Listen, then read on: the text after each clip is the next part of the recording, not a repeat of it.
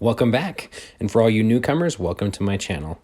Today we're going to be talking about how to figure out if your key remote is bad or if it just has a dead battery. There's a few things you can do to find out if you just need a battery replacement or if there's a real problem. We're going to find out here.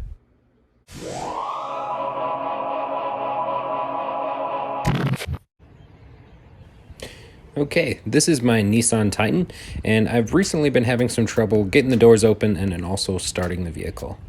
Notice that I can't open the door using the button as well as unlocking it with the key fob. We're gonna give it a try on all the doors. If one of the doors still opens with the button, you know that there's a problem with the handle. Now that we've tried both handles, try the remote, still nothing. So at this point, since the buttons are not working, I'm thinking that there's a problem with the remote.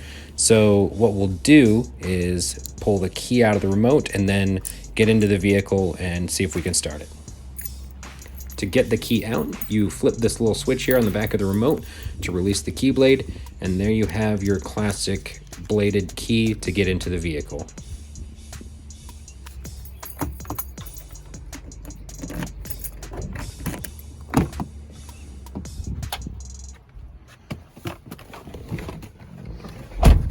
But since this is a push to start, I can't start the vehicle with the blade. What we need to do is try and start the vehicle with the key in the car, just like normal. But since nothing's happening, I'm suspecting that there's something going on with the key. The good thing about these keys, most all vehicles that have push to start, their keys have a magnetic code that is stored within the key up here in the top, that when you push the key into the push to start button, it sends it collapses a magnetic field to where it knows it's the right key and you can start the vehicle in emergencies if the key is either bad or if it has a bad battery. So we just take the key with our hand, press it to it right here, and the vehicle starts.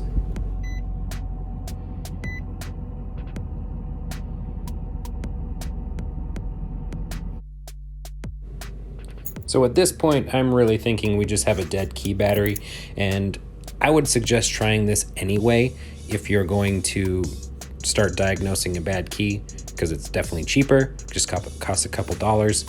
To get to the battery, you see this seam around the edge of the key here, and you can see where there's a little spot where you can put a little screwdriver or a sharp object. What we're gonna do is take a little sharp object that I have in my toolkit here, but you can certainly use a screwdriver or a coin or a sharp object. If you have anything around you that'll be able to split this case open, it'll certainly do just fine. But for the sake of this video, I'm going to use my little pick here to make it easy.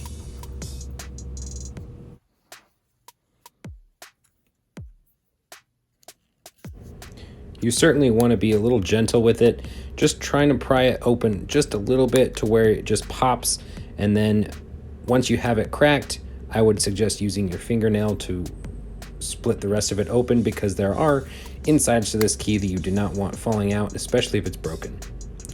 Once we split it open, you can see the circuitry on one side and the battery on the other. Now, just to give you a little insight into what's going on here, you've got the battery contacts as well as the rest of the coils up here at the top where my thumb is, and all the logic board here.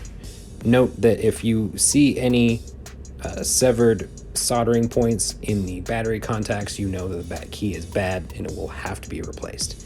Note that it also says do not touch. That is because this inside is very delicate, so you don't want to damage anything. From here, we can now replace the battery. So using the same pry tool from the opposite side of where the battery contacts is, just pry it up just slightly, and you can take the battery out. See the contacts here? You should inspect those, make sure they're not damaged, and also get a number off the battery. Most of them are basically the same, but knowing what battery came out of it, you know what battery to get put back inside. And here we are. Oops. Here's a new battery.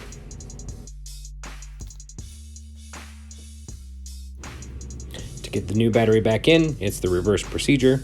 Make sure that you have it in the same direction with the negative side and positive side on the correct points as what you pull it out. and then gently put the casing back together. Make sure not to crack or damage any of the contact points, and work your fingers around, and also make sure that it's all sound. Make sure there's nothing rattling in there, and you know that it's good to go. Now let's go test it out. But before we test it out, let's make sure to put the key blade back where it goes.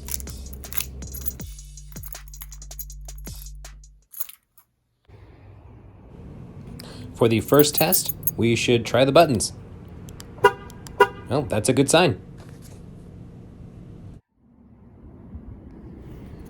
To make sure both handles are good, I would suggest try pressing the button on both front door handles to make sure they're good. But for the sake of this video, these are good. And now we can try and start the vehicle.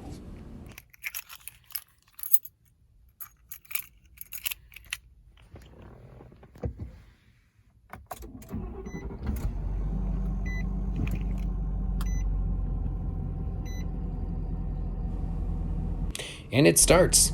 Looks like we have a different warning here, but that's for another reason. But it looks like there is no low key battery warning, so we are good to go here. And that's the show today, everybody. Thank you so much for your support, and also please leave a comment and subscribe to my channel. It really helps me out. I love making content like this. And if you have any questions, feel free to leave it in the comments. I'd love to answer any questions you have about this. And this is definitely not a tech show.